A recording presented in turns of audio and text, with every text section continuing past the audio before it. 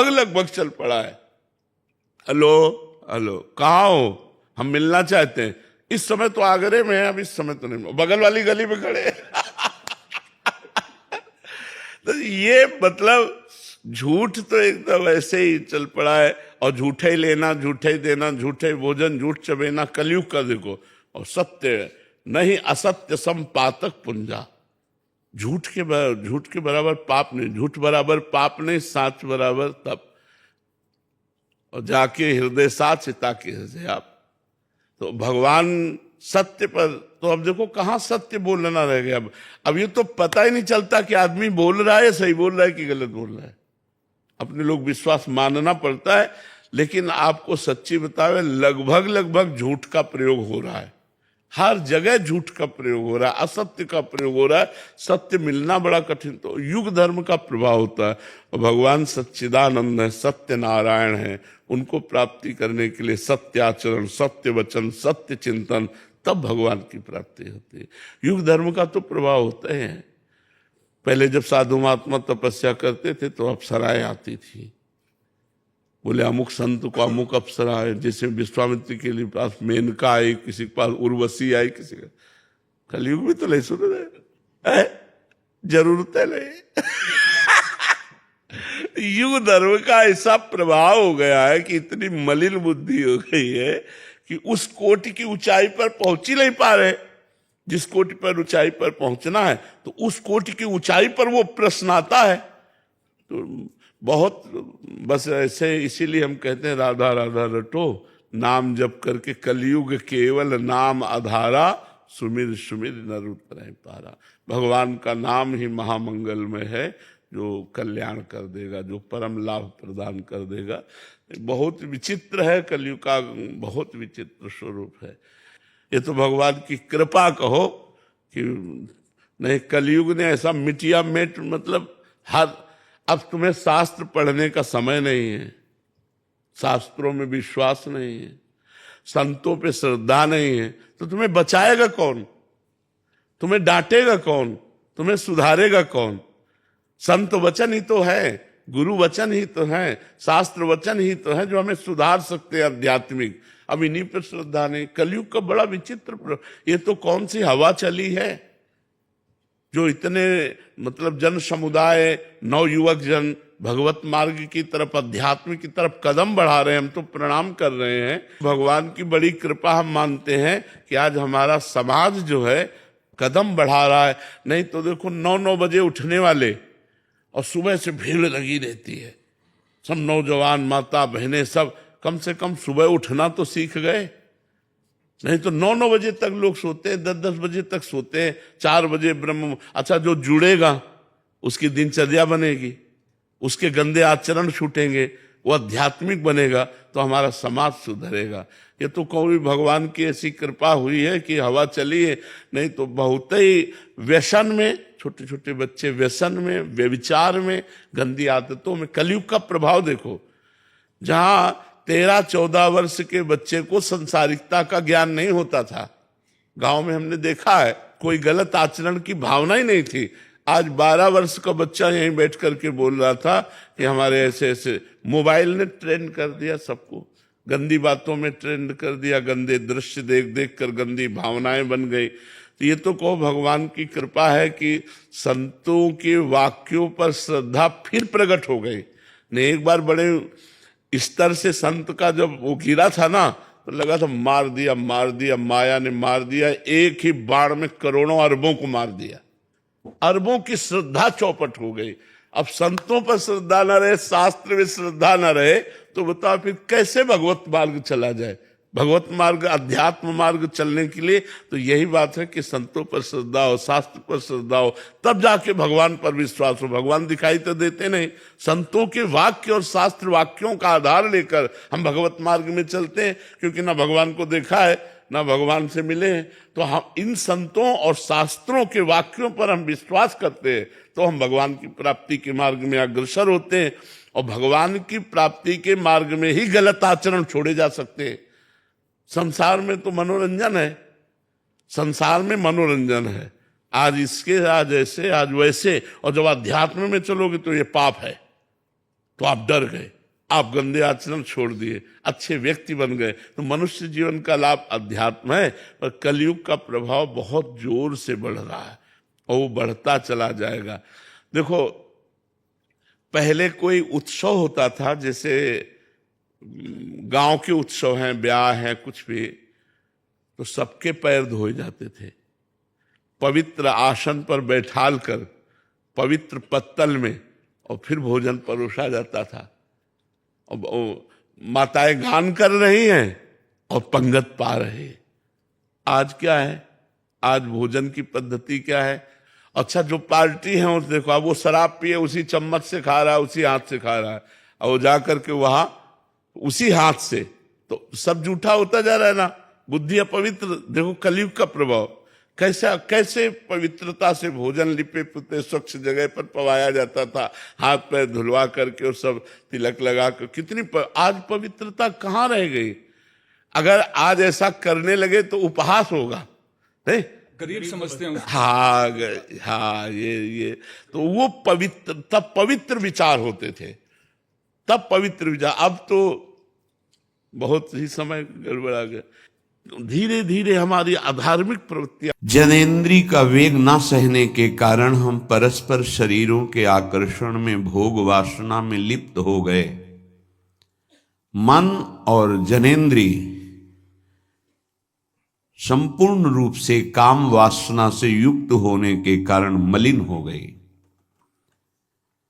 ये देह पिंड, चाहे पुरुष शरीर हो चाहे स्त्री शरीर हो, कोई खास बात नहीं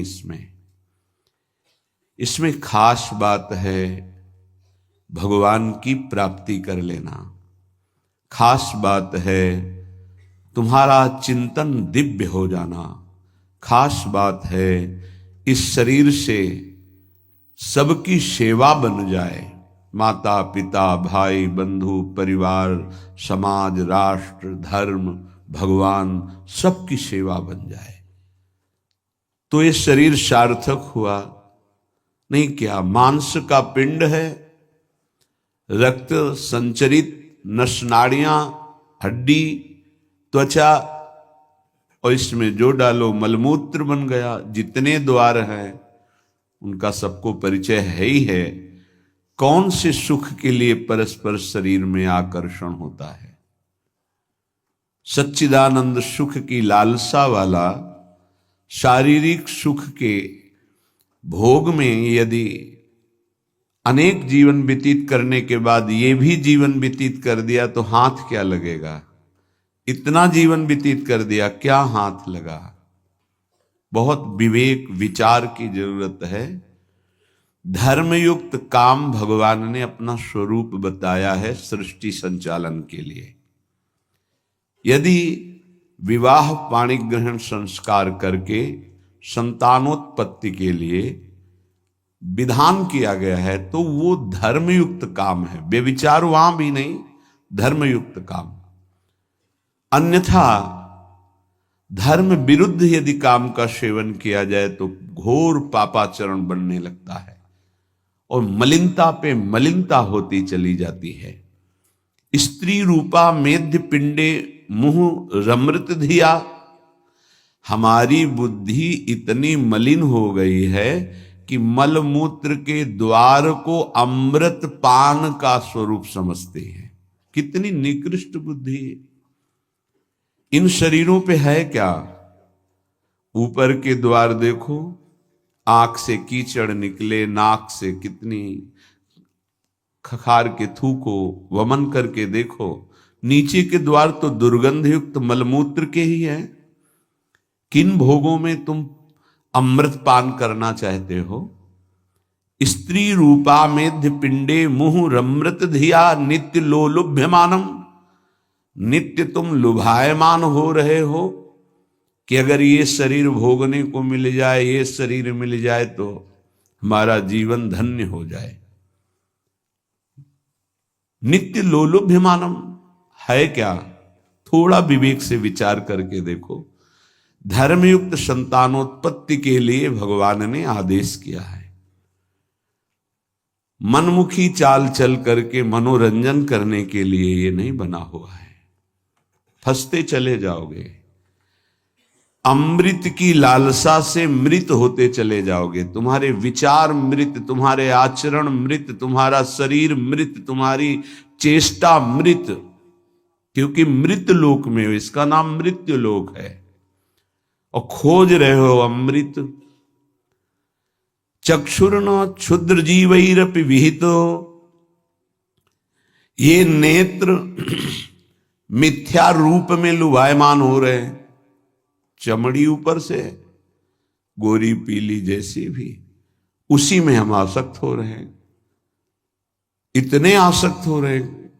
परसों एक नवयुवक भाई प्रश्न एकांतिक में कह रहे, जिया नहीं जा रहा, हमको हमारी मित्र ने धोखा दे दिया और हालत भी ऐसी थी कि करुणा लग रही थी कि कृपा करें प्रभु और इनकी बुद्धि को इस दलदल से निकालें। वो जीवन से हारा हुआ व्यक्ति बैठा हुआ है केवल एक बात में कि उसको उसके किसी मित्र ने, मतलब स्त्री शरीर ने उसको धोखा दे के दूसरे से ब्याह कर लिया। धोखा दे के मतलब मन की गति है, इसमें धोखा और सही का क्षेत्र नहीं है। ये तो विचरण करता रहता है, आज ये आज ये आज ये। इसका कोई बिरला इसकी इस गति को रोक दे, वही साधना परायण साधक कहा जाता है। पर ऐसा नहीं होता है। जहां तुमसे बढ़कर कोई मिला तो वहां दृष्टि उसकी जम जाएगी, तुम्हें छोड़ देगा। संसार का खेल यही है। तुम्हारा प्यार अगर सही ठिकाने पे पहुंच जाए तो सार्थक हो जाए। वो प्यार मूर्ति प्रेम के खिलौना दो खेलत हैं प्रेम खेल, प्रियालाल, इनसे प्रेम हो जाए तो निहाल हो जाओगे। पर इनसे प्रेम करने के लिए कठिनता है। पहले सर्वत्र से राग हटावे तो इनसे प्रेम होता है, अन्यथा नहीं। सर्वत्र की ममता बटोर कर इनके चरणों में तब प्रेम होता है। बोले नेत्र दूषित हो गए बस यही देखते हुए। यही दुर्दशा है जीव की। सामने भगवान है चराचर जगत के हृदय में, उनको कोई नहीं देखना चाहता और बाहरी केवल चमड़े को देख करके हम आकर्षित हो रहे हैं। ये चमड़ी ज्यादा दिन नहीं टिकेगी। जिसकी तुम देख रहे हो उसकी और तुम्हारी भी ये नष्ट होने वाली है। इन्हीं को शासन में साधक रखता है। नेत्रेंद्री हम जहां चाहें वहीं जाएगी, अन्यथा नहीं जाएगी। अभ्यास कीजिए नाम जप के द्वारा। ऐसे थोड़ी कि बात कर रहे हो किसी संत से भगवत चर्चा और तुम्हारी दृष्टि जा रही बार बार, और इतनी हिम्मत तुम्हारी कि भगवत भाव के वातावरण में तुम्हारी अशुद्ध वृत्ति उधर देखने की कोशिश कर रही। क्या देख रहे हो? चुप हो, एकदम शांत। चक्षुर्न क्षुद्र जीवैरपि विहित मृषा मानना अत्यंत मग्नाहा। ये क्षुद्र जीव समझ नहीं पा रहे कि नेत्र किसके लिए मिले। ये नेत्र मिले भगवत साक्षात्कार के लिए। ये विचार करो 5 मिनट आंख बंद करके, अगर ऐसे ही तुम्हारी आंखें छीन ली जाएं तो सोचो कैसा तुम्हारा जीवन होगा। जिन आंखों से तुम गंदी बातें कर रहे हो, गंदी बातें देख रहे हो, यही आंखें भगवान छीन लेते तुम्हारी, तो क्या तुम्हारा जीवन होता। आज तुम्हें भगवान ने आंख दी है, तुम इससे धर्म का दर्शन करो, सब में भगवत दर्शन करो, श्री विग्रह के दर्शन करो, संत दर्शन करो, नेत्र पावन करो। नेत्रों को दूषित कर लिया हमारी वाक इंद्री। जब हम इससे चिदानंद नाम जप करते हैं, चिदानंद लीला का गायन करते हैं, तो वाणी भी चिदानंद हो जाती है। श्रवणेन्द्रिय, जब इससे हम नाम कीर्तन सुनते हैं, नाम जब सुनते हैं, भगवत लीला सुनते हैं, तो श्रवणेन्द्रिय चिदानंद हो जाती है। ऐसे समस्त इंद्रियां जब केवल आराध्य देव के प्रति समर्पित होकर क्रियान्वित होती हैं, तो उनमें ये सामर्थ्य आ जाती है कि उपासक की श्रवणेन्द्रिय निकुंज में प्रिया प्रीतम क्या बात कर रहे हैं ये सुनाई देने लगता है। निकुंज में प्रिया प्रीतम कैसी शोभा से विराजमान है ये दिखाई देने लगता है। आज कौन से सौरभ का लेप किया गया ये घ्राणेन्द्रिय से पता चलने लगता है। प्रिया प्रीतम की दिव्य लीला का इंद्रियां अनुभव करने लगती हैं, जो कि इंद्रिय मन से बिल्कुल अगोचर है। अगर उपासक इन इंद्रियों को थोड़ी भी स्वतंत्रता दे देगा तो इनका स्वभाव है प्रकृति स्थान कर्षति। ये प्रकृति के वस्तु व्यक्ति स्थान के आकर्षण में फंस जाएंगे। फिर ये महासुख जिसकी हमारे हृदय में लालसा है वो प्रकृति से पूर्ण होने वाली नहीं, वो परमात्मा से होने वाली है। जब हमारी इंद्रियां प्रकृति की तरफ जाती है तो मलिन हो जाती है। और मिथ्या देह सम्मान को तुमने सुख मान लिया। चार लोग नमस्कार किए तो तुम अपने को श्रेष्ठ समझ लिए। किंचन मात्र भी कोई श्रेष्ठ नहीं है। ये पंचभूत शरीर सबके उसी सामग्री से बने हुए हैं। अंदर जो जीव अंश है भगवान का बिल्कुल बराबर है। अब जो सम्मान और अपमान होता है गुण और अवगुण का होता है, और गुण और अवगुण दोनों मायाकृत है।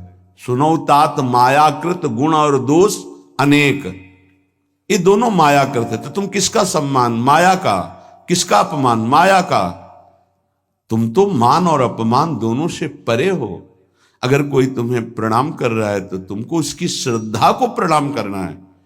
तुम खास थोड़ी हो गए कि वो तुम्हें साष्टांग प्रणाम कर रहा है तो तुम महान हो गए। महान वो है जो साष्टांग प्रणाम कर रहा है, उसकी श्रद्धा प्रबल है। नहीं क्यों, कोई अंतर नहीं। जो इस देह में पंचभूत वही उस देह में पंचभूत, जो इसमें परमात्मा का अंश वो उसमें परमात्मा का अंश, उसकी श्रद्धा बड़ी है इसलिए वो आपकी तरफ प्रणाम कर रहा है। बोले बहुत बुरा हो गया। मिथ्या मृषा मानना अत्यंत मगनाह। मैं झूठ मूठ अपने को बड़ा मानकर सम्मान प्राप्त करने की लालसा, सम्मान स्वीकार कर लिया तो हृदय अपवित्र हो गया। बड़ा मन है, फंसाता रहता है, वो मकड़ी की जाल की तरह। फंसने वाला नहीं जानता है। संत सदगुरुदेव शास्त्र इनकी सूत्रों को जब स्वीकार करे तो पता चलता है मैं फंस रहा हूं या मुक्त हो रहा हूं। श्रीपाद कह रहे हैं कि देखो, जनेन्द्री ने फंसा दिया काम भोग में, नेत्रेंद्री ने फंसा दिया रूप में। सच्ची अगर सावधान न रहे तो ऐसे ऐसे फंसाव हैं कि जीवन ही नष्ट हो जाता है, पूरा जीवन। अब उसको लाख समझा रहे थे, कुछ समझ में नहीं आ रहा था। बस वो ये समझ रहा था कोई आशीर्वाद मिल जाए, जादू टोना मिल जाए कि वो जो हमारी मित्र है वो वापस हमको मिल जाए वापस। बस उसको इतना ही लक्ष्य था। और हम ज्ञान विज्ञान वर्णन कर रहे थे, सुन बैठा था केवल, क्योंकि समझ में आता है ना आप हमारी बात पकड़ रहे हो कि नहीं पकड़ रहे। नेत्रेंद्री ने रूपों में फंसा दिया। हृदय मलिन हो गया सम्मान प्राप्त करने की लालसा से। और कह रहे जिभ्या मिष्टान्न निष्ठा विरमति न मनाग वित्त सग्रंथनुचितम। जबान आ गई भोजन के स्वाद में, ये मिष्ठान्न है, ये चटपटा है, ये बड़ा स्वादिष्ट है। जिभ्या रसेंद्री यदि भोजन के स्वाद में मगन है तो राधा नाम सुधा रसम का स्वाद नहीं ले पाएगी। उचित आहार जो भगवत प्रसाद रूप है उसको डाल लेते हैं, उसके प्रति हम आसक्त नहीं होते, स्वाद दृष्टि नहीं रखते। पूर्व के संत भगवान के दर्शन होते थे, खप्पर रखते थे नारियल का, नारायण नारायण, दाल खीर रोटी जो भी मिला खप्पर में डाला, मिलाया। स्वाद से मतलब नहीं, प्राण पोषण से मतलब है। और यहाँ धनिया की चटनी अलग, टमाटर की चटनी अलग, भरौआ मिर्च अलग, ये अलग ये अलग, तो फिर राधा नाम सुधा रसम भूल जाओ। ये 2 अंगुल की जबान है, बस इतने में सारा खेल है। यहां से नीचे उतरने पर कोई स्वाद नहीं है भाई, इतने में घुमाने का स्वाद है। और अच्छे अच्छे इसी में फंस जाते हैं। जिसकी रसेंद्री विजयी नहीं हुआ रसेंद्री से, वो हर इंद्री का विजयी होने पर भी विजयी नहीं माना जाता। रसेंद्री विजयी जनेन्द्री विजयी जरूर होगा, और रसेंद्री जनेन्द्री विजयी संपूर्ण इंद्रियों का विजेता माना जाता है। धैर्यवान उसे ही कहते हैं जो दो इंद्रियों को काबू में कर ले, रसेंद्री और जनेन्द्री। रसेंद्री मिष्टान्न आदि भोग पकवान पाने के लिए लोलुप जीवन हो गया, पेट बढ़ करके छाती से एक बीता ऊंचा हो गया है। उठने बैठने में दिक्कत होती है, पर पाने के समय और कितना अधिक पाया जा सके, ये स्वाद वो स्वाद वो स्वाद कितना पाओगे, मर जाओगे पाते पाते, फिर भी तृप्ति नहीं होगी। बहुत विचित्र वासना है, बहुत विचित्र वासना है। चित्त वित्त सग्रंथ अनुचितम, सच्ची बात। आज चरित्र, भगवत धर्म मर्यादा, इसका महत्व धीरे धीरे समाज से हटता जा रहा है। धन का महत्व होता जा रहा है। क्या दुर्दशा है। बोले मनाक वित्त सग्रंथ अनुचितम, अनुचित रूप से धन कभी सुखी नहीं हो सकता जो अनुचित रूप से धन प्राप्त करता है। हा वृंदारण्य कान्या भवति मम गतिश्चेदहम त्वत्स्थितोपि, मेरी क्या गति होगी जब मेरी इंद्रियां और मेरा मन ऐसा है। मैं आपका आश्रय लेता हूं, आपका वास स्वीकार करता हूं। मैं समझ गया कि मेरे से अब कुछ नहीं होने वाला, मेरी अनन्य गति आप हो। हे वृंदावन, आप मेरा सुधार कर दो। अब मैं कहीं किसी की ओर नहीं देख सकता, सिर्फ आपका आश्रय लिए हूं। भाव ये है कि हम सब तरह से हीन हैं, हर इंद्रियां हम पर विजय प्राप्त किए हुए हैं। उल्टा, इंद्रियों पर हमें विजय प्राप्त करना चाहिए, इंद्रियां हम पर विजयी हो गई हैं। अब हम कैसे मुक्त हो? तो बोले धाम का आश्रय ले लो, बड़ा महत्व है। धाम कृपा करके आपको सत्संग प्रदान करेगा। यदि आप सत्संग के अनुसार सुलझ के चल पावे तो क्या होता है, जन्म जन्मांतर से मलिन बुद्धि होती है और बहुत भागती है बुद्धि। जैसे जंगली नील गाय देखा हो, गर्दन उठाई भागती चली जा रही, ऐसे ये भागती बुद्धि। अगर इसको कोई रोक सकता है तो गांव में एक लंगड़ बांधा जाता था। लंगड़ समझते हैं? दो टांगों के बीच में एक मोटा सा लकड़ी का। अब वो भाग नहीं पाएगी ऐसे। गुरु कृपा, गुरु आदेश, गुरु शासन, ये बुद्धि के ऊपर लंगड़ का काम करता है। तुम्हें पता ही नहीं गुरु के हृदय में अनंत माताओं जैसा प्यार होता है। जैसे भगवान गाली देने वाले को भी परम पद देते हैं, उन्हीं के दास हैं वो। किसी का अमंगल संत के द्वारा, गुरुदेव के द्वारा नहीं। आपका विचार, आपकी सोच आपको अमंगल के रास्ते पे खड़ा करके और ऐसा धक्का देगी कि शायद है फिर बचा पाने की स्थिति न रह जाए। सगर के जो पुत्र 60,000 थे, भगवान कपिल देव जी का अपराध कर दिया, आश्रम को विध्वंस करने लगे। घोड़ा वहीं बंधा हुआ था, किसी ने बांध दिया था, उनको पता भी नहीं था। उनको लगा कि इन्होंने ही ऐसा किया होगा, हमारा विश्व विजेता घोड़ा इन्होंने पकड़ लिया। बड़ा उपद्रव किया।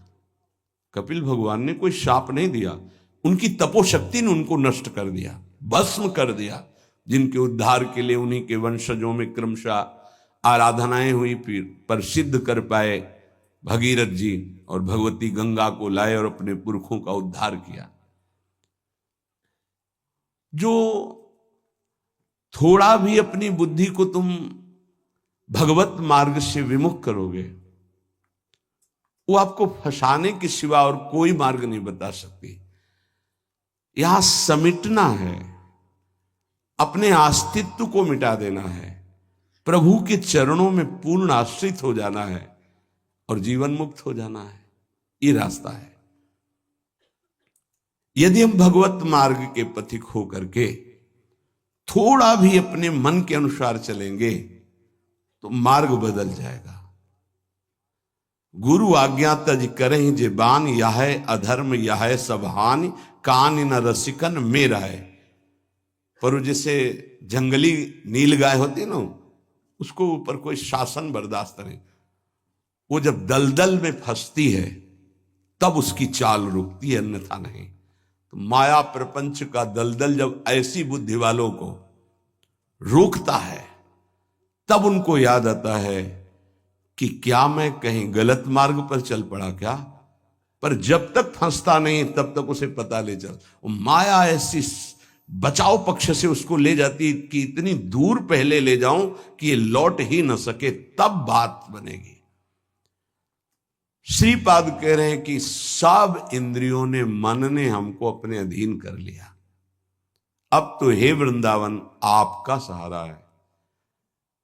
बनाया हुआ सिद्धांत है, रही मन देखी बड़न को, लघु न दीजिए डारी, जहां काम आवे सुई, कहा करे तरवारी। और सिद्धांत उन्हीं का बनाया हुआ है।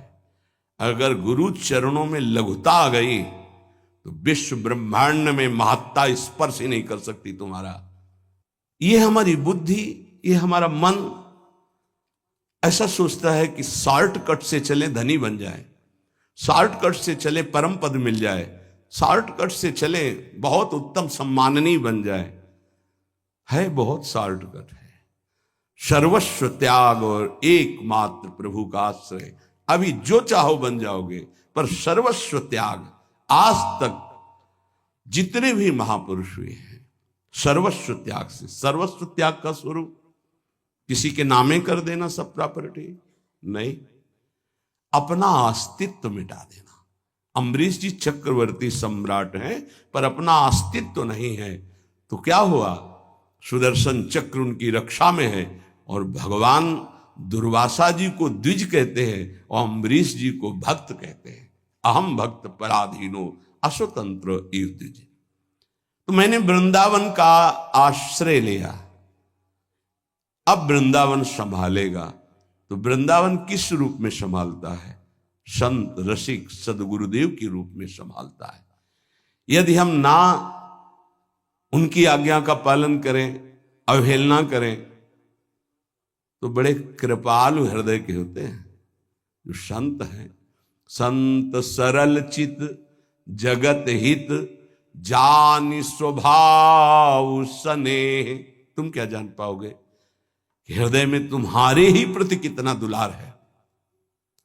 सांप को चाहे जितनी प्रार्थना करो, आरती उतारो, दंडवत प्रणाम कर लो, कह दो सीधे चलो, तो कभी नहीं चलेगा वो।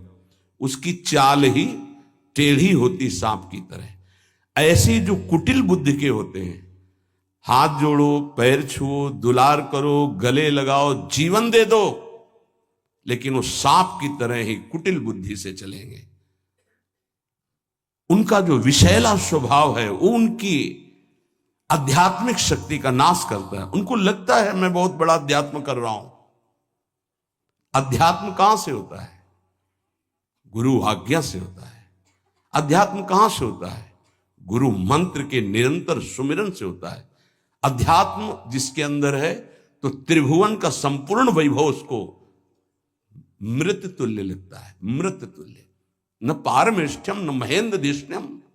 आपको लगेगा भरण पोषण कैसे होगा? तो भगवान, उनके वचन यही भक्त का आश्रय होते हैं। भगवान ने कहा अनन्यश्चिंत्यन्तो माम, तुम्हारी एक ही जिम्मेवारी है, तुम केवल मेरा अनन्य चिंतन करो।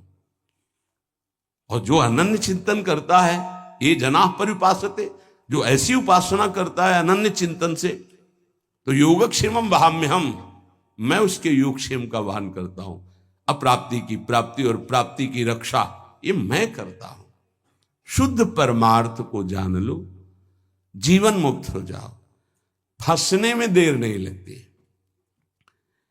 ये मन कभी भी कहीं भी कैसे भी आचरणों में फंसा सकता है। अजामिल जी अपनी इंद्रियों की चंचलता को शासन में लेकर के अपने पिता की सेवा में गुरु भाव से लगे थे। बड़े धर्मात्मा पिता थे।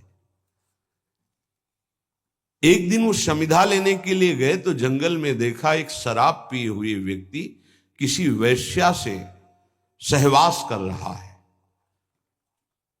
अचानक दृष्टि पड़ी। शास्त्र आज्ञा करता है ऐसे दृश्य को एक बार अचानक दृष्टि पड़ने पर दोबारा ना देखा जाए और नमस्कार वृत्ति कि भगवान की माया है आगे बढ़ जाए।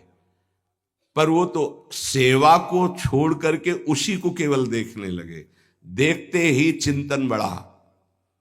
चिंतन बढ़ता ही संगस्तेषुपजायते, संग की इच्छा आसक्ति प्रकट हुई।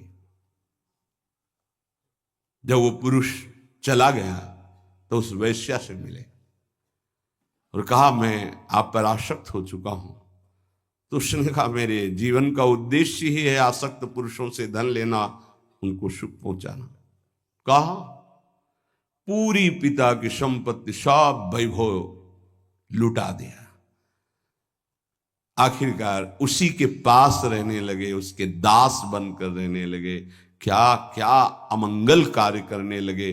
जहां समिधा लेने गए थे यज्ञ के लिए, वहां पशुओं का हिंसा करके और मांस रांधना खाना, ये सब बहुत गंदा जीवन। एक बार थोड़ा भी कोई धर्म का अनुष्ठान करे तो धर्मो रक्षति रक्षिता, धर्म उसको बचाने की कोशिश करता है, रक्षा करता है। गांव में संत मंडली आई। मंडली ने पूछा यहां कोई पवित्र उदार संत सेवी का घर हो तो बताना, वहां आज हम रुकना चाहते। पूरी संत मंडली ठाकुर को भोग लगाएंगे, आरती पूजा और सुबह चले जाएंगे। हाँ, उन्होंने कहा सबसे ज्यादा पवित्र अजामिल है गांव के बाहर, जो वो बगीचा भी सामने वाला उन्हीं का है, वो वैश्या का था। संत स्वभाव विश्वास से होता है। संतों का स्वभाव जो सिद्ध होता है वो विश्वास से होता है। आज तक कभी ऐसा संशय नहीं होता कि आदमी ऐसा बोल रहा है तो इसमें कुछ झूठ भी हो सकता है क्या? नहीं। पर बाद में ऐसा लगता है कि इनको सत्य बोलना आता ही नहीं है। संसारी आदमी को आचार्य की बात फिर याद आती है, पाए जान जगत में सब जन कपटी कुटिल कलयुगी टंचु। कपट और कुटिलता के बर्ताव किसी और कुछ आता ही नहीं। कई बार सत्संग में प्रार्थना की कि एक जगह ऐसी रखो जहां झूठ मत बोलो, कपट मत करो। गुरु दरबार, दंड दो या पुरस्कार दो, आपके हैं, गलत हैं या सही हैं आपके सामने है। एक जगह तो, पर और जगह सब फिट हो सकता है, एक जगह जरूर छल कपट करेगा, क्योंकि पतन वहीं से होता है। जीव का पतन वहीं से होता है। जहां गुरुजनों से कपट और छल किया गया, माया जो कपट का जाल और छल का बिछाती, उसे कोई नहीं काट सकता। माया के जाल को कोई नहीं काट सकता। काटने के लिए गुरु प्रसन्न साहब अनुकूला। जैसे हमसे बोला जाता है, संतों से बोला जाता है, अक्षरशः लगता है सत्य बोल रहा है, संशय ही नहीं, क्योंकि विश्वास की धरा से ही चला जाता है, विश्वास ही होता है। तो संत जनों ने जाके वहां डेरा लगा दिया। ठाकुर जी विराजमान के, आरती पूजा शुरू, इतने में देखा एक मलिन वस्त्र पहने और एक हिरन कांधे पे टांगे और अस्त्र ली हुई वहां। अजामिल ने जी ही संतों को देखा तो संत दृश्य जी में पातक टरे, हृदय एकदम आर्त भाव से रो पड़ा और याद आई वो बात कि जब मैं जवान था तो कैसे धर्म का अनुष्ठान करता था, कैसे मैं पिता की आज्ञा से भगवत आराधना में, हाय मेरा जीवन किस तरह नष्ट हो गया। नजदीक गया, साष्टांग दंडवत। देखते ही संतों ने समझ लिया उन्होंने कहा भाई ये बगीचा आपका है? बोल भी नहीं पा रहे थे, बस इशारा किया। हाँ बोले, बताया गया था कि गांव के बाहर एक ब्राह्मण हैं, बड़े पवित्र हैं, तो आपका ही नाम अजामिल है। बोले प्रभु ये तो आपके साथ उपहास किया गया है, मैं पवित्र नहीं, बहुत नीच पापी हूं। ऐसा धर्म का त्याग करके पापाचरण में वैश्या के मल जैसे अन्न से उदर पोषण करता हूं, ये देख रहे हो आप हिंसा, मेरे जैसा पातकी भ्रष्ट कोई नहीं होगा, ये तो आपके साथ उपहास किया गया। उनका भाई अब रात्रि में तो ठाकुर जी नहीं हटाएंगे, यही विराजमान करेंगे, पर आपका कुछ पाएंगे भी नहीं। तो चरणों में लौट गया, महाराज क्या अब भी मेरा उद्धार हो सकता है? कहा हाँ, आखिरी श्वास तक जीव को भगवत प्राप्ति का अवसर दिया जाता है। एक उपाय है, मैं देख रहा हूं तुम्हारे द्वारा वैश्या से कभी पुत्र होगा, तुम उसका नाम नारायण रख देना, बस। अब आप यहां से जाएं, हमारी ठाकुर सेवा है, हम सब संत अपने एक नाम कीर्तन पाठ और ध्यान आदि, आप जाएं, आपका मंगल होगा। समय आने पर बालक हुआ, वो उससे अत्यंत आसक्ति हो गई। जरा सी इंद्रियों की छूट दी तो एक संयमी ब्रह्मचारी नियमनिष्ठ ऐसे भ्रष्ट आचरणों में फंस गया। पिता ने फिर ब्याह भी करवाया था, पर दृष्टि जहां फंस गई। कुसंग हुआ तो जीवन बर्बाद हो गया, और सत्संग हुआ तो देखो कैसे परम पद मिलता है। अब तो उसी छोटे पुत्र को गोद में लेके घूमना, उसी से प्यार, उसी से दुलार।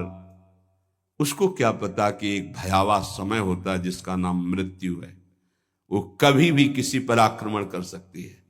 और जब यहां से जाओगे ना, तो कुछ भी तुम्हारे साथ नहीं, तुम्हारा किया हुआ धर्म और अधर्म ये दोनों तुम्हारे साथ जाएंगे, जिससे शुभ और अशुभ कर्म कहते हैं। अचानक उसको दिखाई दिया दो भयंकर यमदूत, कांपने लगा। यमदूतों की दृष्टि मात्र से उसके मलमूत्र छूट गए, इतने भयानक। और उसकी आसक्ति अपने पुत्र पे थी, तो ऐसा लगा कि मैं आखिरी में एक बार अपने पुत्र को बुला के देख लूं। बुलाया, नारायण, बस मंगल हो गया। देखो, संत संग अपवर्ग कर, कामी भव कर पंथ। संत का संग सीधे मोक्ष प्रदान करने वाला होता है। नारायण, एक बार जी ही पुकारा नारायण, णा पे जबान पहुंची कि दो दिव्य पार्षद भगवान के चतुर्भुज नारायण स्वरूप श्यामल कांति है, यमराज के दूतों को डांटा और फांसी काट दी। अब तुम इस जीव को स्पर्श भी करने का अधिकार खो चुके हो। बड़ा सुंदर प्रसंग है, अगर इसे बार बार हम सुने और इसे हृदय में बैठा लें तो जीवन मुक्त होने के लिए पर्याप्त साधन है। नाम महामंगल मूद में अजामिल जी की चेतना लुप्त होने वाली थी, फांसी पड़ चुकी थी यमदूतों की। यद्यपि उसने भगवान को नहीं पुकारा, अपने बालक के स्नेह वशात उसको पुकारा नारायण, पर संतों ने नाम रखवाया था। 88 वर्ष की आयु तक पाप ही पाप होते रहे उसके। यमदूतों को डांट कर भगवान के पार्षदों ने कहा, अब तुम स्पर्श भी नहीं कर सकते इसको। उनका, आप बड़े तेजस्वी देव स्वरूप दिखाई देते हैं, पर आपको पता है ये महानीच पापी हर क्षण पाप करता रहा है। ये मूर्ख अपने पुत्र के बहाने नारायण बुलाया है, ये महापापी है। भगवान के पार्षदों ने कहा, हम देखते हैं कि तुमको कोई ज्ञान नहीं है। जिस समय ये पुत्र के बहाने नारायण बुलाया उसी समय निष्पाप। श्रीमद वृंदावन स्थानत परिचर भो भोजना छादनाद्यैः वस्तु कोटि गुणम श्रुतम सकृतम वासो नवासादिभिर। तुम्हें एक उपाय बता रहे हैं जिससे तुम्हें जल्दी लाभ मिल जाएगा कि जो वृंदावन वास कर रहे हैं भगवत प्रेमी जन, आप उनकी सहायता कर दो, परिचर्या कर दो, भोजनाच्छादन दी, उनके जल की व्यवस्था, भोजन की व्यवस्था, वस्त्र की व्यवस्था, वास की व्यवस्था। वस्तु कोटि गुणम श्रुतम सुकृतम वासोन्नवासादि भी। वस्त्र है, अन्न है, जल है, व्यवस्था उनके रहने की।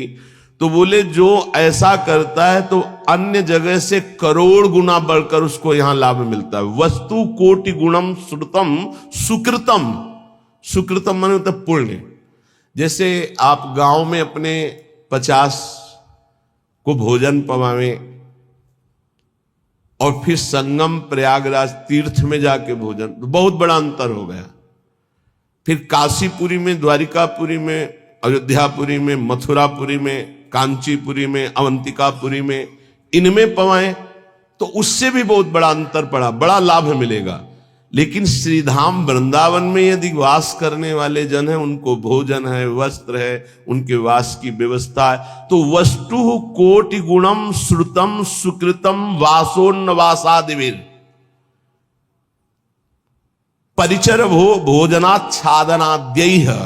उनकी परिचर्या, उनकी सेवा, भोजन है, जल है, वस्त्र है, आदि आदि जो उनकी वास में सुविधा देता है, बोले करोड़ गुना उसको लाभ हम प्राप्त होता है। वस्तु कोटि गुणम, 1 रुपये का करोड़ रुपया। ये किसको? जो अपनी वस्तु दान करता है। दूसरी बात, जो ये मान के कि प्रिया प्रीतम प्रभु की दी हुई वस्तु प्रभु के जनों में लग रही, तो उसे भगवत प्रेम प्राप्त होता है, उसकी नाम में रुचि हो जाएगी, उसकी प्रिया प्रीतम के ध्यान में रुचि हो जाएगी, उसकी भगवत चर्चा सुनने में रुचि हो जाएगी। वस्तु वही दी, फल 2 हो गए। एक हो गया प्राकृतिक फल, 1 रुपए का 1 करोड़ वापस मिलेगा, और एक हो गया कि वही वस्तु दी और भगवत प्रेम मिलेगा। नाम में प्रीति, धाम में प्रीति, लीला में प्रीति, प्रिया प्रीतम में प्रीति। पर एक अपना मान करके अर्पित करता है कि ये मेरी संपत्ति मैं दान कर रहा हूं, तो उसे करोड़ गुना बढ़कर मिलेगा। और एक तो दियम वस्तु गोविंदम तुभ्यमेव समर्पये, हे प्रभु आपकी दी हुई वस्तु आपको समर्पित कर रहा हूं। इससे उसे भगवत आराधना में रुचि प्रकट हो जाएगी, जो अत्यंत दुर्लभ बात है। यदि वो वृंदावन वास नहीं करता और वो वृंदावन वास की व्यवस्था करता है, वृंदावन वासियों की जो विरक्त भाव से वास कर रहे हैं, जिनके जीवन का उद्देश्य प्रिया प्रीतम है, उनके वास की व्यवस्था में कुछ सहयोग करता है, तो बोले तीर्थे वासी तुम स्वयं ही तरति दो सा यत तारेत।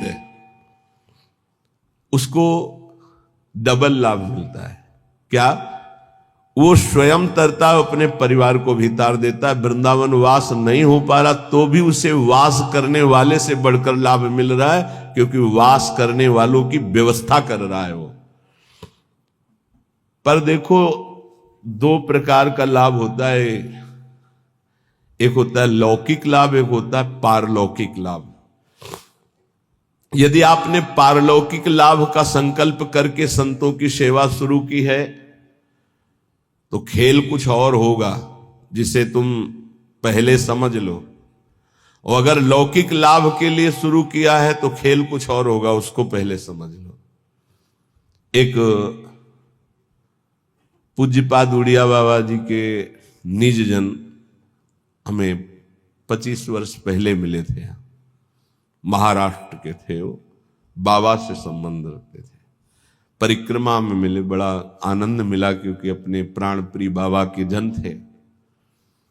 तो उन्होंने घटना सुनाई चलते चलते, पानी घाट से लेकर चामुंडा मोड़ तक चर्चा ये चली थी। तो उनका बड़ा दिव्य धाम है, यहां के वासियों की सेवा का बड़ा दिव्य फल है। वो प्रसंग वशात याद आ रही, सत्संग में एक दो बार सुनाया, पकड़ पाओगे तो याद आ जाएगा। तो एक बड़े धनी मानी दिल्ली के जन थे, घटना थी, फैक्ट्रियां थी, खूब धन, अकेला लड़का सब। उनको कहीं संतों के संग से बात लाभ की सुनने को मिली कि वृंदावन के विरक्त रसिकों का अगर सेवन किया जाए, सेवा की जाए, परिचर्या की जाए तो बहुत जल्दी लाभ मिलता है। तो उन्होंने प्रार्थना की वृंदावन में आकर कि कैसे सेवा की जाती, मुझे तो पता ही नहीं। तो उनका संतों को निमंत्रण दो और सुंदर भोग पवाओ, और उनको वस्त्र है, भेंट है, जो उनका आप कर सकें, फल फूल। अच्छा ऐसा। तो उन्होंने पूछा कि आप चाहते क्या हो? तो उनका भगवान की प्राप्ति। बोले होश में बात करना, आप जो बात कर रहे हो बहुत बड़ी बात है, पीछे मत हटना। तो उनका प्राणों की बाजी लगाकर, भाई इस बात की पूर्ति के लिए हम तैयार है कि मुझे भगवान चाहिए। का तय करो साधु सेवा और तुम्हें भगवान मिलेंगे पक्का। अब वो वृंदावन के प्रेमी जनों की सेवा करते, 100-500 संतों को निमंत्रण देते, सब पवाते। धीरे धीरे इतना संतों से प्रेम हो गया कि प्रार्थना की कि दिल्ली में हमारे घर को पावन करो। तो प्रति महीने बस लाते, 2 बस, उनमें संतों को बैठालते, बहुत उत्सव मना करके वहां ले जाते, पवाते, अच्छी भेंट, कपड़ा लता, फिर उनको यहां छोड़ने आते। ऐसा चलने लगा। वृंदावन में तो सेवा करते ही, खूब धन था, वो अपने घर भी ले जाते। एक दिन यही रमण रेती में बस खड़ी थी, ये घटना कोई कथा नहीं, यही रमण रेती में बस खड़ी थी। तो एक विरक्त संत जो कभी वृंदावन से बाहर ही नहीं जाते थे, कभी निमंत्रण में किसी के नहीं जाते थे, भिक्षावृत्ति से जीते, वो जाके बैठ गए। तो जब सब संतों ने देखा, कहा बाबा तुम्हें पता है ये दिल्ली जाएगी बस और वहां निमंत्रण है? कुछ नहीं बोले, बैठे थे। सबने सेठ से कहा तुम्हारी साधु सेवा सफल हुई। ऐसे विरक्त जो किसी का भी प्रतिग्रह नहीं लेते, भिक्षावृत्ति से जीते हैं, ऐसे अकिंचन महापुरुष पता नहीं क्यों, कौन सी कृपा उदय हुई कि वो आपके घर दिल्ली आए हुए। वो बैठे पंगत में, पाए, और जब वो सामने भेंट देने आए तो बोले ये भेंट लेने नहीं आया हूं, तुझे लेने आया हूं, चल वृंदावन। तो उनका बाबा मैं तो वृंदावन जाता ही रहता हूं। और वो बस चल वृंदावन, चल वृंदावन। तो बाबा वो तो वृंदावन जाता ही रहता हूं, अभी चल सकता हूं आपके साथ, बस वो और उत्तर नहीं, चल वृंदावन। अब संतों की एक अलग भाषा होती है, उसे समझना कठिन। भेंट नहीं ली, चल वृंदावन, सबको भेंट दी, फिर सब बैठे, विदा हुए, आए। उसी दिन एक्सीडेंट हुआ और उनका पुत्र राधे श्याम। अब हाहाकार मच गया, क्योंकि वही उनके ऐश्वर्य का अधिकारी था। भारी अंदर उच्चाटन पैदा हुआ, कुछ अच्छा न लगने लगा। साधु सेवा, भगवत भाव सब पानी में। बड़ा निष्ठा रखना मुश्किल है। जब ये खबर वृंदावन आई तो वही संत गए जो हमें चर्चा सुना रहे थे, और जाकर उनसे कहा कि ए भाई, वो ऐसे नहीं आए थे, वो जो विरक्त आए थे, वो आपको भगवान की प्राप्ति कराने आए थे, चलो वृंदावन। आप अश्रद्धा मत करो, ये आपके लिए बहुत बड़ा योग बना है, तुम्हारा पुत्र भगवत प्राप्त हो गया है। शरीर पूर्व प्रारब्ध कर्म के अनुसार एक्सीडेंट से छूटा, पर वो भगवत प्राप्त हुआ। शरीर का हेतु जो छूटने का होता है बड़े बड़े महापुरुषों को होता है। जैसे पूज्य बक्सर वाले मामा जी, बड़े महापुरुष, भगवत कीर्तन होते हुए जा रहा था और एकदम एक्सीडेंट हुआ और बोले राधा, बरसाने से दर्शन करके जा रहे थे कहीं भगवत संगोष्ठी में, शरीर पूरा। तो शरीर का हेतु पूरा होना उसकी गति से मतलब नहीं रखता। बोले तुम्हारा पुत्र परम गति को प्राप्त हुआ है। अब वो सब मिटिया मेट कर दिया, सब बेच बाच करके सब संतों में बांट दिया। वृंदावन आकर पति पत्नी भगवत प्राप्त हो गए। वो बात उन संत भगवान ने सुनाई। ये कब होता है? डरना मत, मुझे भगवान चाहिए, मुझे भगवान चाहिए। क्यों ये भगवान चाहने वालों के साथ ऐसा क्यों होता है? क्योंकि ये भगवान ही सब रूपों में है। वो कहते मेरे इन रूपों को तो तुम्हें पसंद, आओ मेरे सच्चिदानंद रूप में आओ। तो सबकी ममता ताग बटोरी तुम नहीं कर सकते, वो बटोर लेते, आओ मेरे सिवा रह नहीं गया कोई। ये कृपा होती है। हे युधिष्ठिर, जिस पर मैं कृपा करता हूं उसका सबसे पहले प्रियजनों से वियोग कराता हूं और धन का अपहरण कर लेता हूं और किसी का भी किसी योग्य न रखकर, किसी काम लायक न रखकर उसे ऐसा कर देता हूं कि सिर्फ मेरा ही भरोसा, मेरा ही आश्रय। तो एक शब्द में कहा, उसका सर्वनाश कर देता हूं। आओ होली खेलो। सर्वनाश की होली खेलना हो तो श्री कृष्ण से प्यार करना। डर गए ना? डरना मत। सर्वनाश का मतलब है तुम्हारी मृत्यु का नाश, तुम्हारे काम, क्रोध, लोभ, मोह, मद, मत्सर, हर विकार का नाश। और सच्चिदानंद स्थिति में ऐसा नहीं है कि सबके धन का अपहरण कर ले। अम्बरीश जी चक्रवर्ती सम्राट, दशरथ जी चक्रवर्ती सम्राट, वृषभानु जी, नंद बाबा, बड़े बड़े महाभागवत ही हैं जिनके आंगन में भगवान घुटने के बल खेल रहे। कभी कभी भक्तों के अनेक जन्मों के संस्कार को भस्म करते हुए माया समेट लेते हैं। यही माया है, मैं और मोर तोड़ते माया। तो यहां कह रहे हैं, जो अपनी वस्तु मानकर दान करता है उसे करोड़ गुना बढ़। ये अच्छा लगता है, नहीं? ये अच्छा लगता है। एक देव करोड़ भंजाओ। और दूसरा है, आपकी वस्तु आपको समर्पित, वो सीधे आपको प्राप्त करेगा, प्रभु को, अनंत काल तक के लिए महान वैभव संपन्न, सुख संपन्न प्रभु के समीप। जो हमारे प्रीतम है, जिनके हम अंश है, वास्तविक जो हमारे संबंधी है। ये तो सब संबंध का नाटक है, वास्तविक सत्य संबंध हमारा प्रभु से है। तो श्रीपाद कह बहुत सुंदर उपाय बता रहे। साधु सकनो से, यदि तुम ऐसा कर सको, संपूर्ण संसार स्वाप्निक है, इसका त्याग कर प्रिया प्रीतम का ध्यान करो। बोले बड़ा कठिन, कैसे करूं?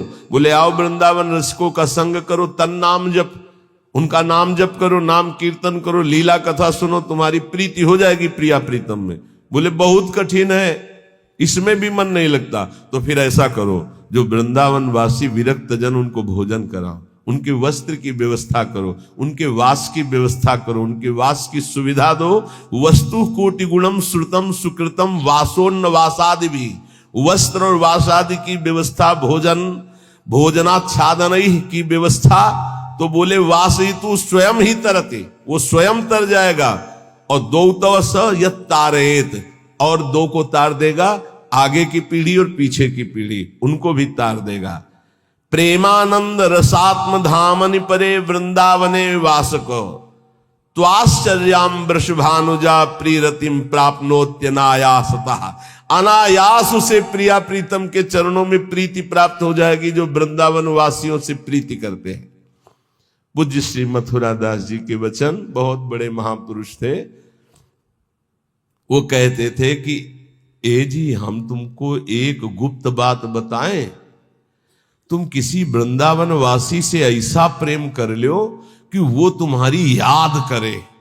वो भगत नहीं आया, बस जान लो कि प्रिया प्रीतम जरूर तुम पर रीझ जाएंगे। कोई यहां का वासी तुम्हारी याद कर ले। अब ऐसे नहीं कि हमारी याद कर लेना, ऐसे आचरण करो कि वो तुम्हारी याद करे। ऐसी प्रियता बढ़ाओ कि वो तुम्हें अपना कहे। अच्छा, बहुत दिनों बाद आप दर्शन दिए, कई बार याद आया, आपकी स्मृति आई। अहो भाग्य, धाम में बैठकर भजन करने वाले आपकी याद करें। ये पूज्य मथुरा दास जी कहते थे, तुम ऐसा अपनापन करो किसी वृंदावन वासी रसिक से कि वो तुम्हारी एकांत में सेवा का स्मरण करके याद करे। तुम्हारे आचरण, तुम्हारा स्वभाव, तुम्हारी भजन पद्धति, तुम्हारा अपनापन, वो एकांत में तुम्हें याद करे। तो कह रहे, प्रेमानंद रसात्म धामन परे वृंदावने वासकस्त्वाश्चर्याम वृषभानुजा प्रिय रतिम। आश्चर्य की बात, प्रियाजू के चरणों में प्रेम प्राप्त हो जाएगा इन वृंदावन वासियों की सेवा से। और कहते प्राप्नोत्य अनायासता, इसके लिए तुम्हें कोई साधना नहीं करनी पड़ेगी, अनायास प्रेम की प्राप्ति हो जाएगी। निष्किंचनान कृष्ण रसे निमग्नान महानिरीहान जनसंग भीतान। पर सेवा जो निष्किंचन है, अकिंचन महापुरुष जो प्रियालाल के अनुराग में रंगे हुए हैं, उन्हीं को निष्किंचन कहा गया है, प्रियालाल के सिवा जिनका कोई नहीं है। ऐसे कृष्ण रसे निमग्नान, जो प्रिया प्रीतम के प्रेम रस में निमग्न है, ऐसे की सेवा से प्रिया प्रीतम का प्रेम रस प्राप्त होता है। ध्यान रखो, छल कपट का भी बहुत राज्य है। यही पास में ही राजा था कंस, कहीं दूर नहीं था। तो अगर कृष्ण की नगरी है तो पास में कंस की भी नगरी है, उसका भी प्रभाव होता। जैसे आपने 100 रुपया दिया और उस 100 रुपये का किसी ने मदिरा पान किया, जिसको दिया, अब वो आपके सुकृत नष्ट हो जाएंगे। बहुत धन देने के लिए पात्रता की अत्यंत आवश्यकता है, बिना पात्र के धन मत दीजिएगा। भोजन के लिए पात्र और वस्त्र के लिए, इसके लिए नहीं सोचना। जैसे कोई ठंडी में कांप रहा है तो पात्रता नहीं देख रही, भोजन भूखा है उस पवा दो, पात्रता नहीं देखनी। हमारे सामने भोजन पाओ बैठ के, हम तुम्हें जितना पाओगे पवा देंगे। सर्दी है, ये लो कपड़े ओढ़ लो, ठीक है। लेकिन जब रुपया देने की बात आवे तो बहुत होश में देना चाहिए कि उस रुपये का क्या करेगा। निष्किंचना नाम कृष्ण रसे निमग्नान, बहुत छल है। कोई बिरला, सैकड़ों में कोई बिरला एक ऐसा जो भगवान के मार्ग में विशुद्ध चलना चाहता, नहीं तो ये माया ऐसी बुद्धि भ्रष्ट कर देती कि वेश का दुरुपयोग और नौटंकी। अगर हम ऐसे को अर्थ देते हैं, ऐसी की व्यवस्था करते हैं, तो हम भी पाप के भागी होते हैं। इसलिए पात्र देख करके, ऐसा नहीं कि मनमानी, पात्र देख करके। भगवान के निज जनों के द्वारा कभी अभद्र व्यवहार नहीं हो सकता, ये बिल्कुल दिमाग में लिख लो। ऊसर बरसई तृण नहीं जामा, संत हृदय जिम उपज न कामा। जैसे ऊसर में तृण नहीं जमता, ऐसे संत के हृदय में अभद्र भाव नहीं आ सकता। भूल न देह कुमारग पाऊं, ये जो जीने के लिए इस वेश को स्वीकार कर लेते हैं, उन बहुत हानि हो जाती है। क्योंकि उनका उद्देश्य केवल रसेंद्री जनेंद्री इंद्रियों का भोग होता है, और बहुत बुरी तरह उपहास करते हैं इस वेश का। इसलिए यहां जहां सेवा की बात आई है, वहां एक शब्द और आ गया है, निष्किंचना नाम कृष्ण रसे निमग्नान। जो अकिंचन है, जिनका प्रिया प्रीतम के सिवा और कोई लक्ष्य ही नहीं है, श्री कृष्ण रसे निमग्नान, जो श्रृंगार रस महामाधुर्य रस वृंदावन का उसमें मगन है, ऐसों की सेवा बहुत सोच समझ के। ऐसा कहीं तुम्हारा कदम ना हो कि इस वेश से ही घृणा हो जाए, क्योंकि बहुत विचित्र खेल है। यहां समझ पाना बड़ा मुश्किल, बड़े बड़े धोखे में हो जाते हैं। दर्शन भक्त अनूप और रूप न शोभित प्रीति बिनु, और भरम भटकत भूप श्री हरिवंश कृपा बिना। सेवक जी कह रहे ऐसा स्वरूप है दर्शन का बाहरी, महापुरुषों के वचनों पर स्थित। हम बहुत सोच समझ कर संग करें, बहुत सोच समझ कर सेवा करें। श्री कृष्ण रसे निमग्नान, यहां धोखा नहीं है। जहां भगवत भक्ति है, जहां भगवत प्रेम है, पहली बात तो ये समझ लीजिए कि भगवान की प्रधानता रखने वाला मांग नहीं रख सकता, ये पक्की बात है।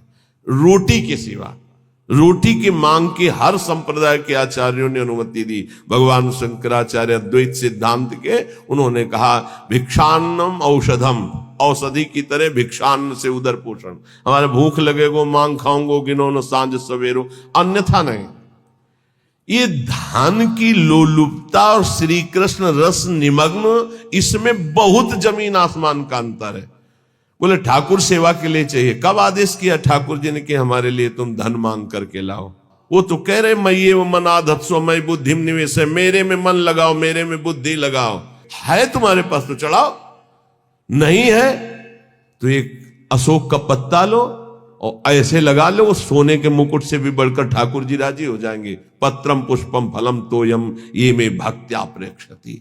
समझने का विषय, कहीं अपने सत्संग में दान पुण्य की वार्ता नहीं होती, इसमें श्लोक आया इसलिए उसको एकदम प्रकाशित करके कि हमें कहां सेवा करनी है। निष्किंचना नाम कृष्ण रसे निमग्नान वासयितु, जो श्री कृष्ण रस में निमग्न होकर अकिंचन भाव से प्रभु में जैसे प्रभु रखे, जैसे प्रभु चलावें, जिनका उद्देश्य भगवत प्रेम, उनकी सेवा से वस्तु कोटि गुणम श्रुतम सुकृतम वासोन्नवासादि भोजनाच्छादनई, भोजन वस्त्र वास इनकी व्यवस्था से करोड़ों गुणा बनकर लाभ मिलता है, या भगवत भजन में रुचि होती। दो बातें अलग अलग। महानिरीहान जनसंग भीतान, ऐसे जो जन संसर्ग से डर करके एकांत में भजन में रहते हैं, उनकी सेवा मिल जाए, बड़े अहो भाग्य। वृंदावन स्थान वसनास्नाद्यैर सेवतेशो वसेत तदीशो,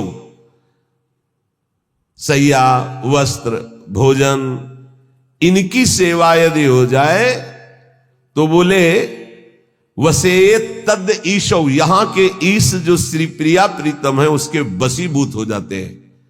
ऐसे रसिकों की, ऐसे अकिंचनों की, ऐसे भगवत भक्तों की सेवा का बहुत बड़ा महत्व है। थोड़ी सी भी सेवा प्रभु के जनों की बन जाए तो प्रभु बिक जाते हैं, हरि अधीन हो जाते हैं।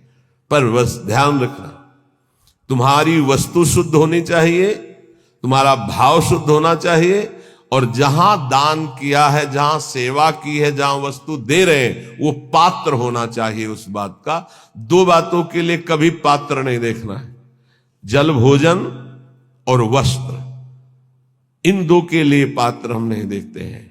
कभी ऐसा कोई तड़प रहा है औषधि, अब पात्र नहीं देखना, उसकी औषधि करा। अर्थ देना है, व्यवस्था करना है तो देखना है ये हमारे अर्थ का सदुपयोग यहां होगा या दुरुपयोग होगा।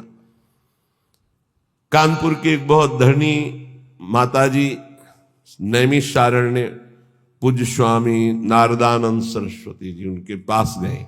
ऐसे महामहिम बहुत ज्ञानी महापुरुष थे, बड़े ही सिद्ध चमत्कारी महापुरुष। एक बार उनको संगोष्ठी में पहुंचना था तो बैठे हुए थे, गाड़ी फेल हो गई। वो जीप जिसे कहते, जीप उस समय चलती थी, पर्दा लगे, जो महिंद्रा ऐसे कुछ नाम, ऐसे जीप चलती, वो रास्ते में बंद हो गई। अब वहां कई किलोमीटर तक कहीं कुछ सुधार का नहीं, और स्वामी जी को ठीक समय पे पहुंचने का अभ्यास था। समय बहुत, जो संत जन होते अपने समय का, तो दंड लिए हुए थे। उनका स्टार्ट करो, बोले बहुत बार स्टार्ट करने का प्रयास किया, नहीं स्टार्ट हुआ। ऐसे दंड स्पर्श किया मशीन, बोले स्टार्ट करो, साबले स्टार्ट हो गई। नारायण नारायण, लक्ष्य में जहां पहुंचे दंड आया, मशीन बंद, उतरे प्रवचन किया। ऐसे सिद्ध महापुरुष जड़ वस्तु में भी संकल्प से, जब चबूतरा चल सकता है तो गाड़ी कैसे नहीं चल सकती। भजन का एक अद्भुत प्रभाव होता है। उनके पास 1 रुपया, और कहा महाराज मैं गरीब हूं, 1 रुपया से चाहते हूं आपके नैमिषारण्य में जितने आश्रम में, किलोमीटर में आश्रम है, वो सब संत पाए, ऐसा हो सकता है? उनका हाँ माता जी बिल्कुल हो सकता है। भंडारी को बुलाया, बोले 1 रुपया। उस समय नमक 1 रुपये का 5 किलो मिलता था, वो जो टोरा वाला नमक होता है, 1 रुपये का 5 किलो नमक मिलता था। 5 किलो नमक में तो पूरा नैमिषारण्य का भोजन बन जाएगा। 5 किलो नमक तो थोड़ा पड़ता। बोले एक नमक लाओ 1 रुपये का, और सब भंडार में सब्जी दाल सब में नमक इन्हीं माता जी का पड़ेगा। माता जी आप भी प्रसाद पाएगा। पाया, प्रसाद पाने के बाद का थोड़ी भेंट देना चाहती है। तो उनका, आप तो कहती थी गरीब है, हमारे पास 1 रुपया, भेंट तो दे दिया। बोले नहीं, वो तो केवल आपकी महिमा और स्वभाव को देखना चाहती थी कि आप कहीं फटकार कर मुझे भगा देंगे, 1 रुपया कोई भेंट होती है, ऐसा कहेंगे। और दूसरा प्रभाव कि आप 1 रुपये का क्या सदुपयोग करेंगे जिससे सब संतों के मुख में चला जाए। तो दोनों बातों में हमारा हृदय इस बात से कि अब हम जो देना चाहती हैं वो अधिकार है। कई करोड़ रुपए उन्होंने, क्योंकि बहुत धन्यवाद, ये पात्र देख करके उसका प्रयोग, अर्थ का दुरुपयोग कहीं ना हो जाए, ऐसे पात्र देख करके। अगर हम वृंदावन स्थान वसनासनाद्यैर यह सेवतेशौ वसयेत तदीशौ, यदि ऐसे निष्किंचन श्री कृष्ण रस निमग्न एकांत सेवन करने वाले महात्माओं की सेवा करते हैं, वस्त्र भोजन शय्या वास आदि की, तो कह रहे हैं प्रिया प्रीतम को वो वशीभूत कर लेता है। ये श्लोक के अनुसार है, अन्यथा पूरे जप से हितधाम से यहां तक के प्रवचन, इस विषय की चर्चा भी नहीं होती। ये दान पुण्य का यहां हमारा कोई महत्व नहीं है। हमारा महत्व है मन को प्रिया प्रीतम में लगाओ, राधा राधा जपो, सबसे बड़ी बात यही है। अब ये प्रसंग है इसलिए इसकी चर्चा हो रही, इसका महत्व नहीं। ये मत समझा जाए कि ये कोई खास महत्व की बात है। खास महत्व की बात है, एक एक श्वास प्रभु में अर्पित करके राधा राधा राधा ऐसा निरंतर समय को व्यतीत करें।